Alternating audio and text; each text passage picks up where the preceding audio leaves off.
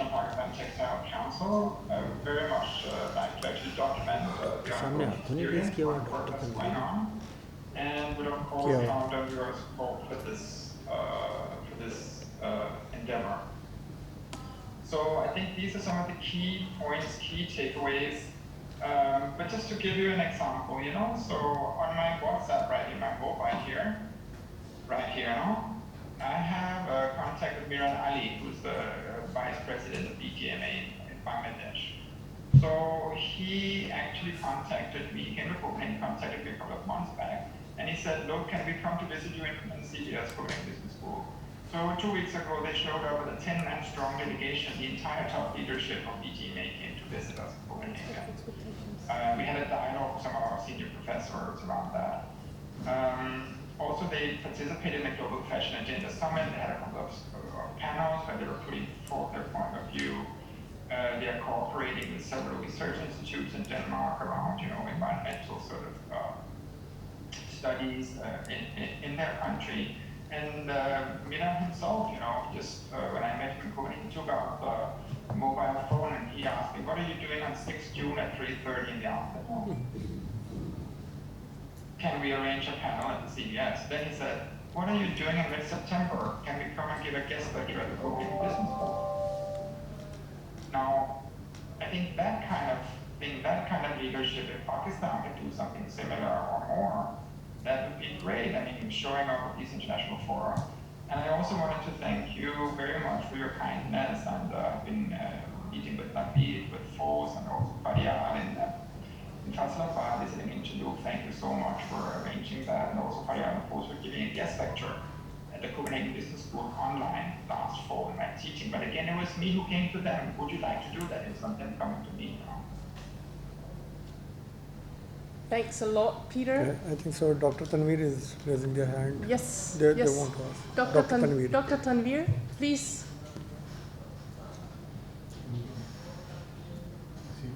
Thank you very much. Can you hear me? Yes, we can hear you. Great to have you here. Please go ahead. Oh, thank you very much. I just have a little point about some statistics about the trade between Pakistan and Denmark about textiles. So I was just looking at the data. Total textile clothing imported by Denmark are around worth $7 billion from the world. And out of this, from Pakistan it's just $233 million. But from Bangladesh it's $970 million. I think our first target should be to increase export from Pakistan to Denmark up to $1 billion at least. And I'm sure your help and guidance from people like Peter and others, we will hopefully be able to achieve this target. So I just wanted to say, just to set a target basically. Thank you very much. That's great. Thank you. Very ambitious, very visionary. Yeah, it's okay. Peter, I would like to mention one point which you have given in your presentation, that buyers is really unwilling to pay more, but they are more demanding. So do you really think that the legislation what you are going to put in GSP Plus, you have to put some restrictions or some dialogues with the retailers as well, that you need to pay more so we can invest in that sustainability and that social responsibility, so we can upgrade our systems as well? What you need to do is you need to change the narrative at the global level so that it becomes unacceptable for brands to demand constant price decline. That is happening not only through dialogue with brands, but through decision makers, lobbying, press releases, getting out into the press, teaching students about your perspective. You have to understand, shape the global way in which people talk about sustainable sourcing. Otherwise, having a bilateral dialogue with brands is not going to make any difference. They respond to the global environment in which they're in. They respond to what's seen as legitimate and illegitimate. So you have to make it illegitimate together with all other associations from across the global south and influence that discourse. Then there will be a difference, but not through bilateral talk with brands. Okay. Thank you. I think we're getting to close very soon, to just before we end, because I've had some dialogues with Peter prior to arranging this setting. I know that Peter is very interested in doing research and gathering information about Pakistan also, as you briefly mentioned. So maybe also have a follow-up dialogue with some key partners who would like to engage with Peter on how that can take place and how that can be arranged and funded, if partners in this group would like to do that.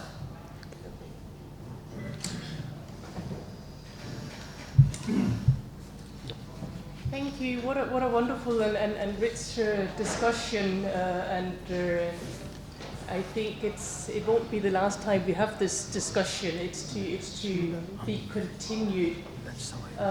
Anyone who have any burning issues, comments, questions? Please. Availing your presence in today's meeting, I want to convey my feeling. Interloop is pride for us. I know it started few decades before, and Mr. Sajjad, he built up this empire from scratch to that big size. It was my desire when I was representing PHMA.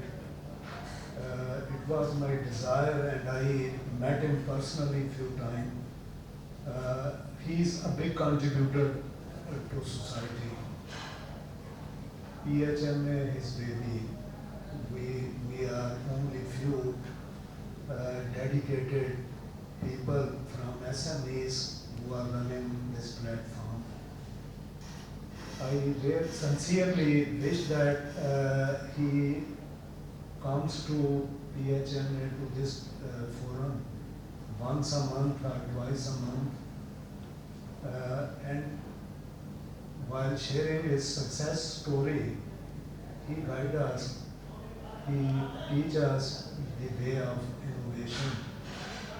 Maybe with his effort and education, he be able to create few more empire-like interloop. So, yes. I am really humbled. First of all, I don't think I did it. I think it was a collective effort by everybody, and I am always available. I'll be whatever I know, and I can assure you, we can all learn from each other, and I must have learned this from people like you. So we can always do that.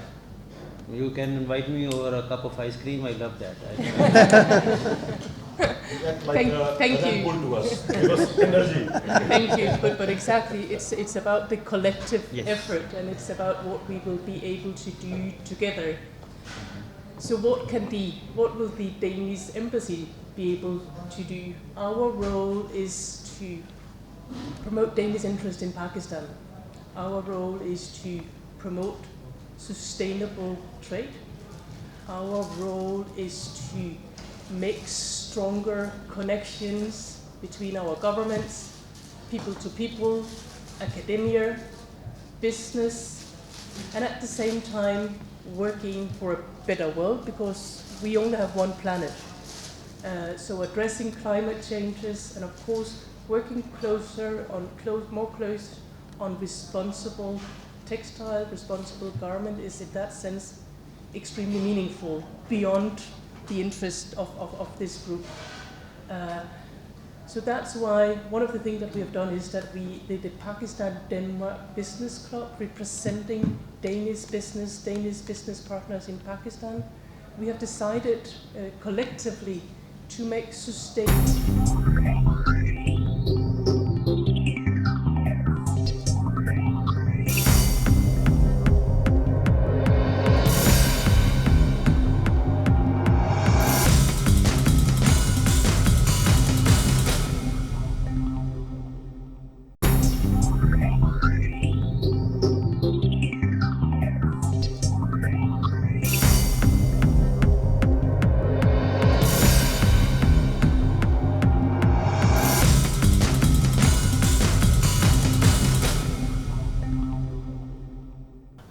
the minimum we have committed with ourselves is 25 megawatts by 2025.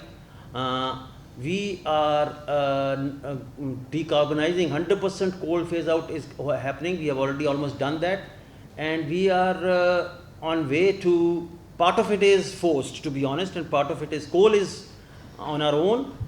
Some of the brands, they are now asking, which is I think in a way good but tough, that they will not accept any garments produced using steam from any fossil fuels.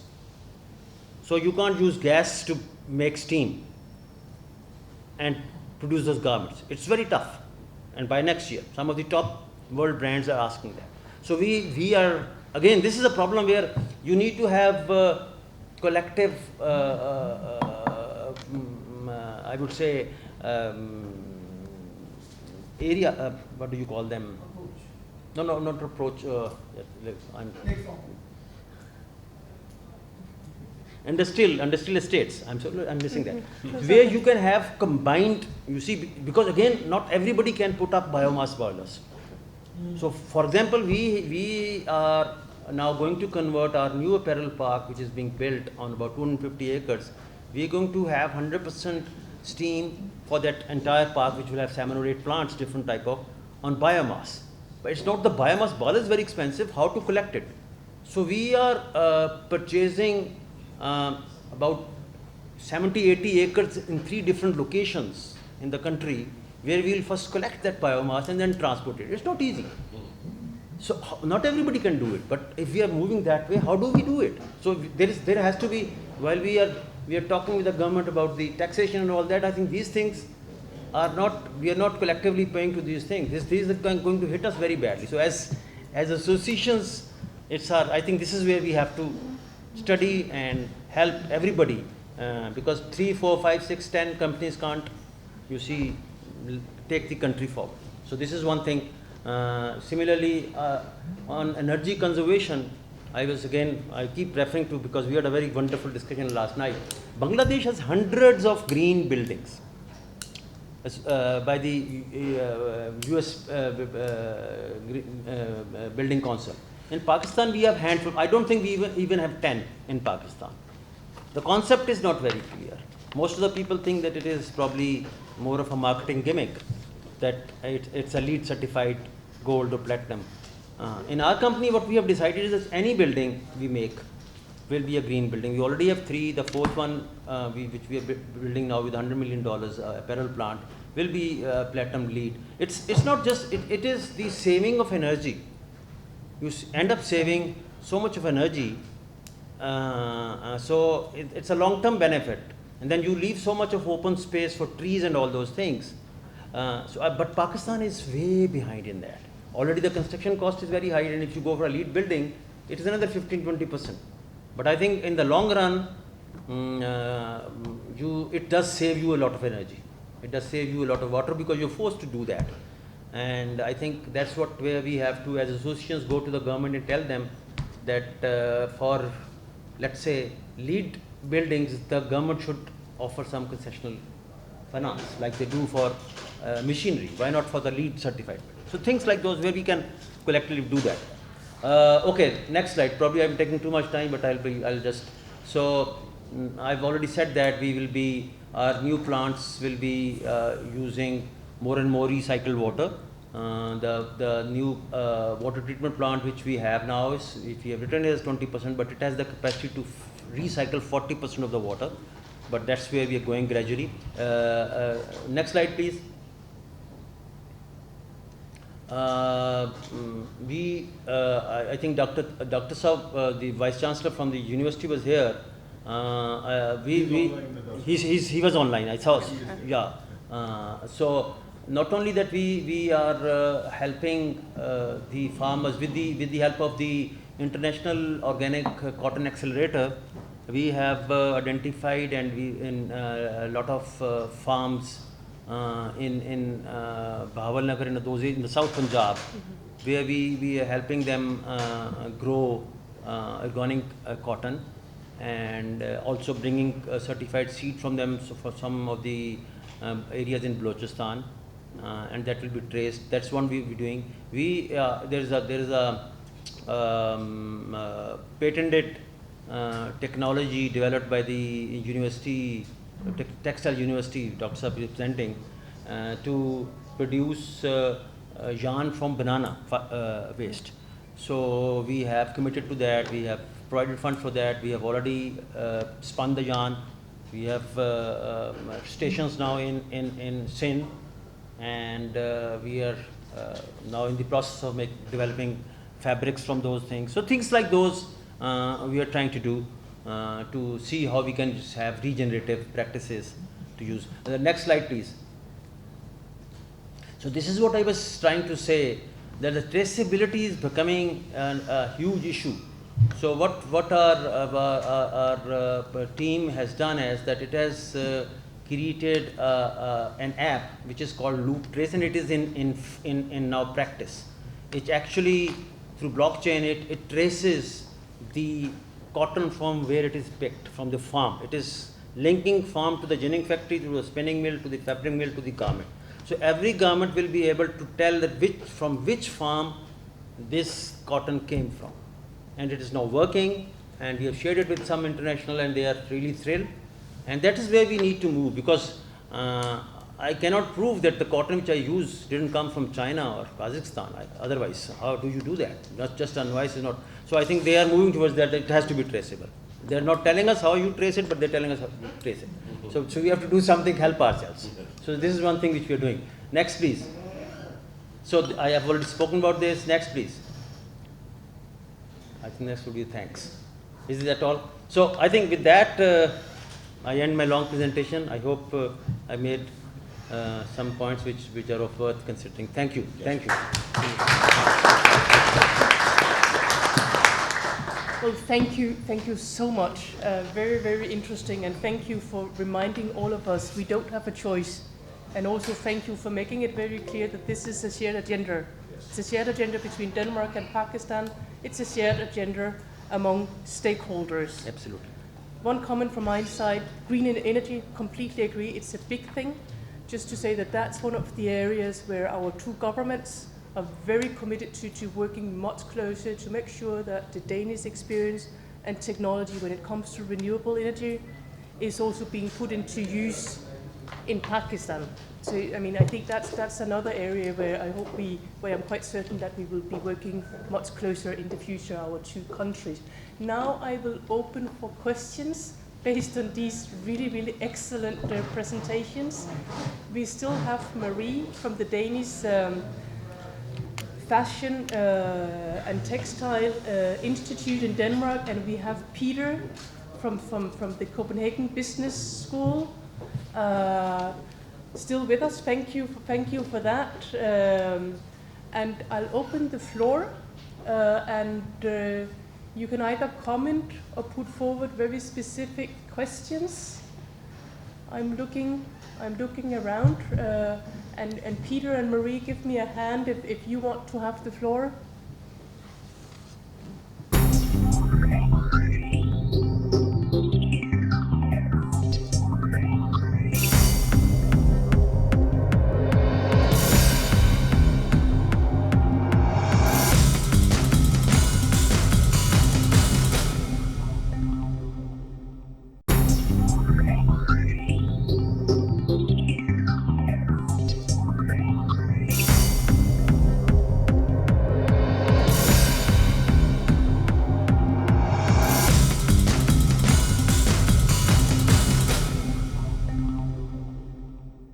And certifications that can document the fibers and materials.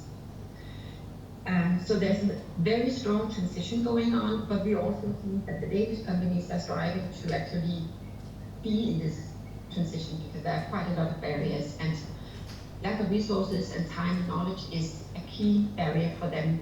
Many of them are small and medium-sized companies. The sustainability agenda is quite complex. And they simply have a difficult time understanding what is it that they need to do differently, and how do they actually go about making these changes, how do they prioritize. And in parallel with that, they don't see the consumer demand, they don't see the the consumers actually asking for sustainable products and being willing to pay for sustainable products. And on top of that, we also have a supply chain crisis right now, and it's very difficult to actually get more sustainable materials because the demand does not.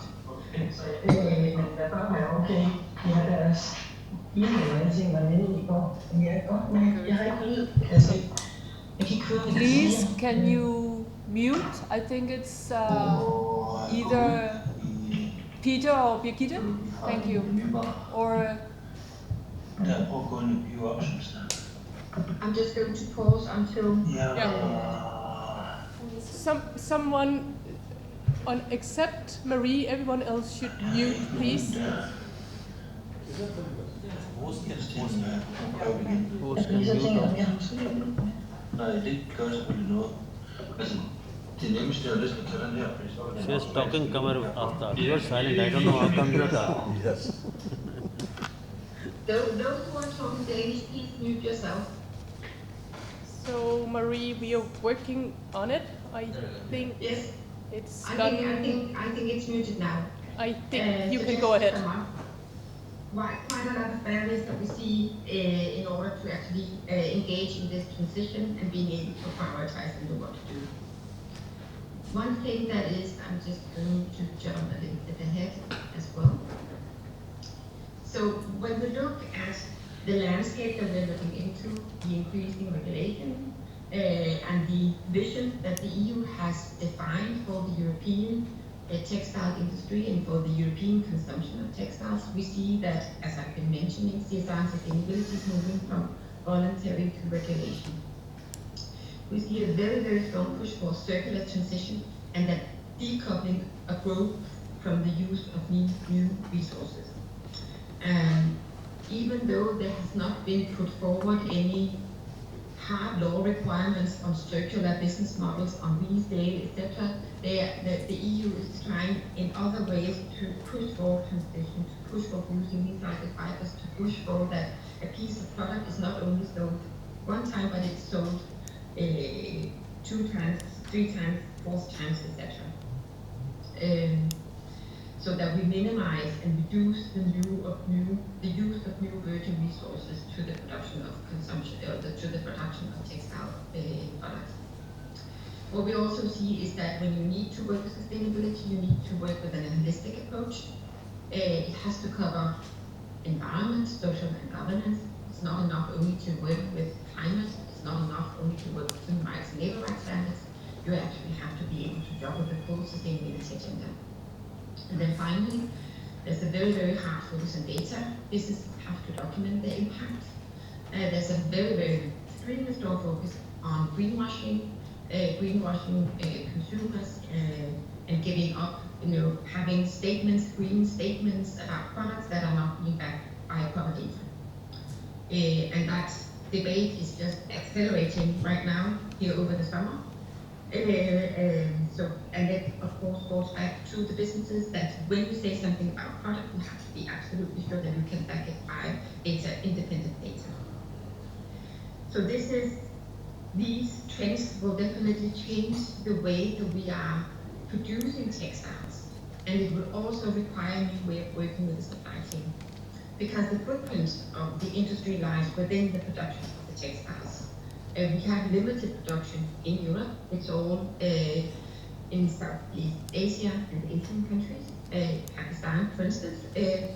And there is an urgent need for the companies and the industry in the EU to engage in much more strategic collaborations with their supply chain in order to deliver what they are asked to do. Because they have to deliver sustainable and green products according to green standards. They have to deliver traceability data and documentation in the environmental footprint of products in the supply chain. And they also have to deliver recycled and low impact fibers. And all this is not something that the European business or industry can develop themselves. That's something that has to be developed in collaboration with the sourcing countries.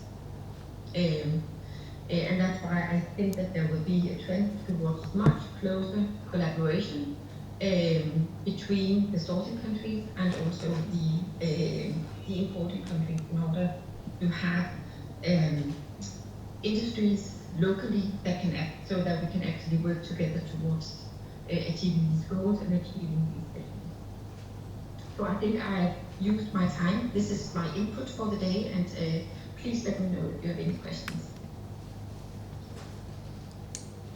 Marie, thank you so much also for your patience with the technique and the IT. Very interesting presentation. Can I please ask you to stay online? Then I will ask our next presenter from Bayerholm to make the intervention, and then we will do a bit of Q&A later. I'm quite sure that there will be some very interesting questions to you. But thank you for providing us with this comprehensive overview seen from the Danish Fashion and Textile Association. Now I'd like to welcome our next presenter, Birgitte Vettel, who is head of strategic sourcing in Bayerholm, one of the oldest textile companies in Denmark. Birgitte, are you Yes. You are online? Can you hear me? Yes, you can hear me? We hear you perfectly. Birgitte, thank you also for joining us this early morning. Without further ado, I just want to give the floor to you for your presentation. Yes, we agreed that I will not give make any presentation with some pictures because we did not know if it was working, and it was very late that we agreed. No, sorry for that. Sorry for that. That's just my. I mean, we look very much forward to your intervention and having your perspectives. Please go ahead. Yes, I would like to explain. Bayerholm is a very old company. We are from 1870, and we are just now with the 6th generation coming into the company. We have for many years been working in the industrial textiles. We are selling home textiles, flat linen we call it. That's bed linen, it is towels, it is tablecloths, things which you are using in hotels and in hospitals. So we are not in the consumer market. So we have been working with Pakistan for, I would say, the past, I have been in Bayerholm for 30 years, and all of these years we have been working with Pakistan, and right now I think Pakistan is covering 70% of our total purchase. Okay. Because we are working very deep into our producers, because we believe we have a mutual responsibility towards everything which is happening. It is not a buyer-seller cooperation we are having. And when you work so deep into your producers, that means that you cannot have a lot of, you can say, producers. So we are now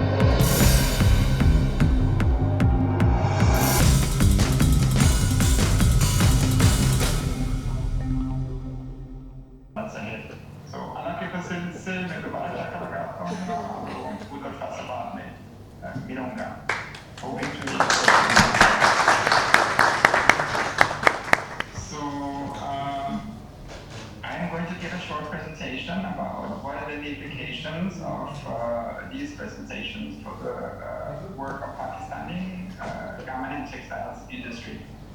I've been doing a lot of work over the last 20 years in Pakistan, looking at sustainability in the garment textiles, leather tanning, footwear manufacturing, and other industries.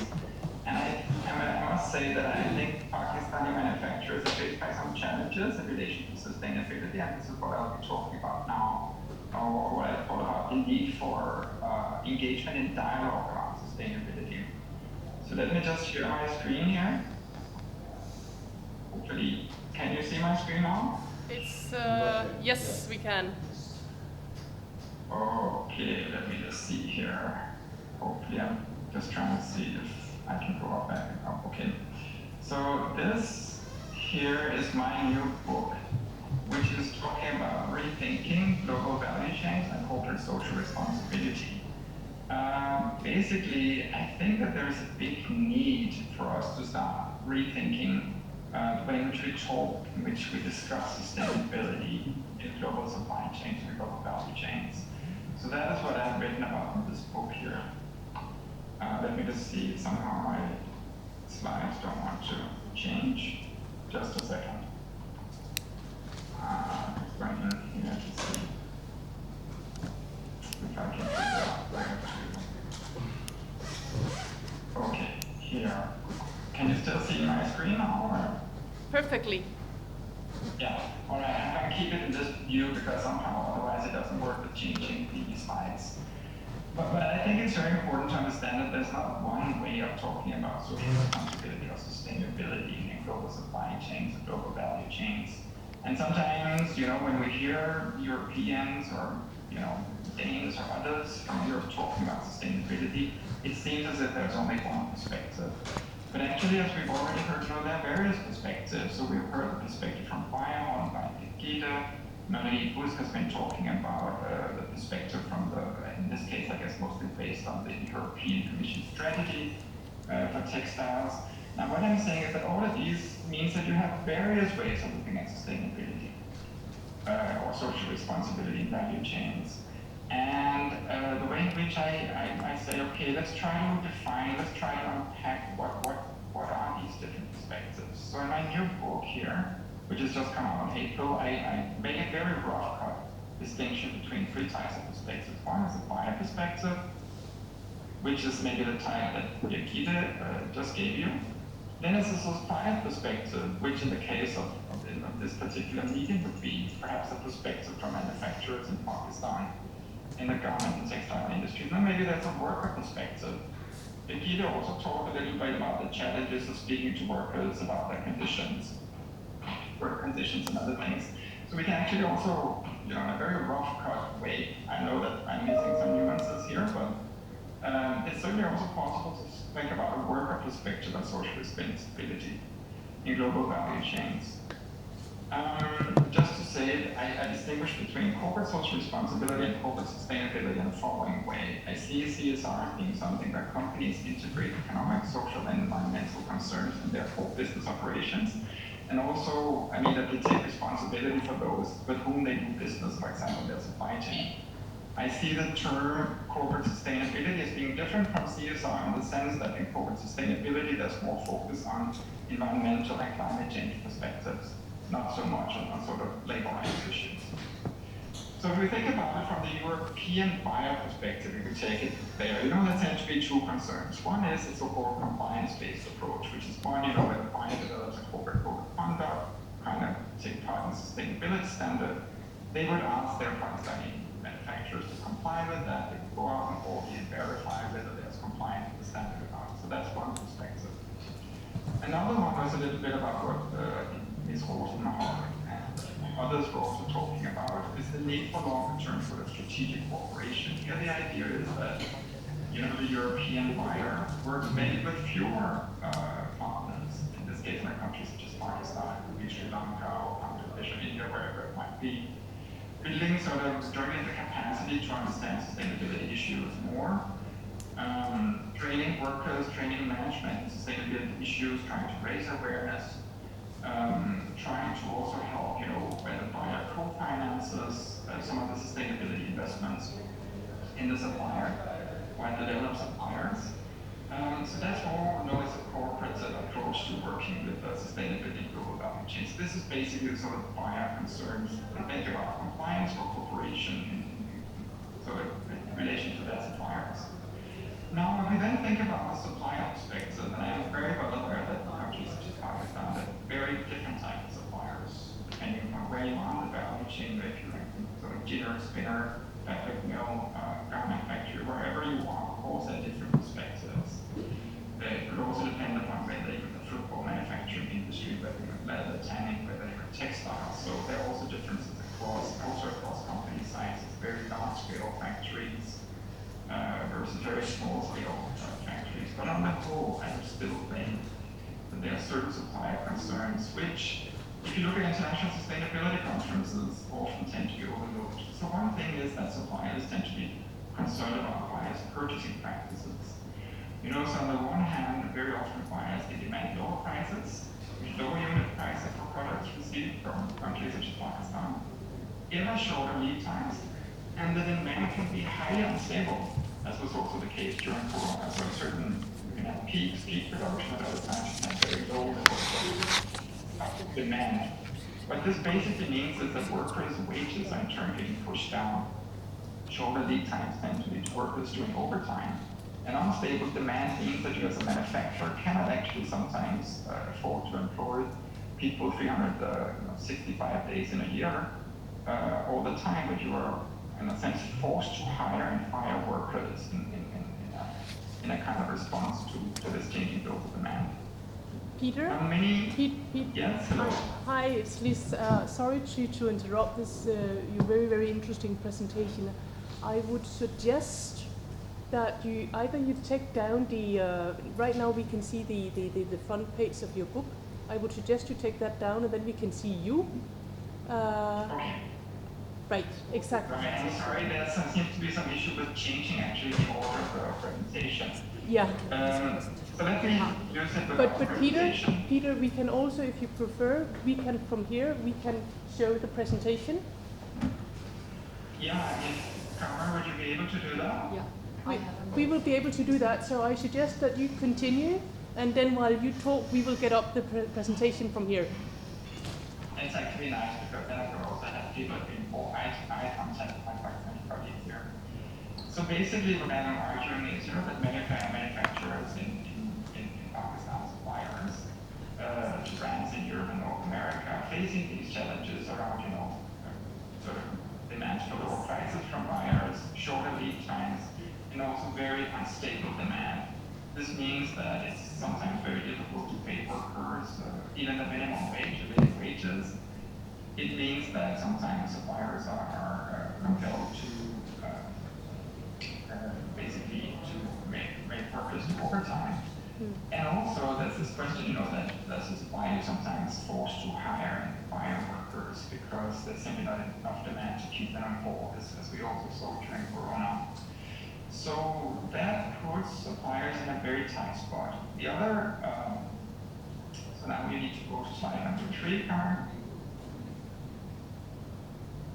So it's up here. Right now we are on page number 1. We will go to slide number 3. Yeah. And the slide number 3, it says multiple sustainability narratives. Yeah, that's the one. That's the one. Okay, please go ahead. Yeah, so basically the idea is that narrative is a way of talking about, a way of thinking about, a kind of perspective on sustainability. Is what the slide showing is that you have a different supplier and perspective from that. So another concern from the viewpoint of suppliers is that buyers tend to be unwilling to share the cost of operating,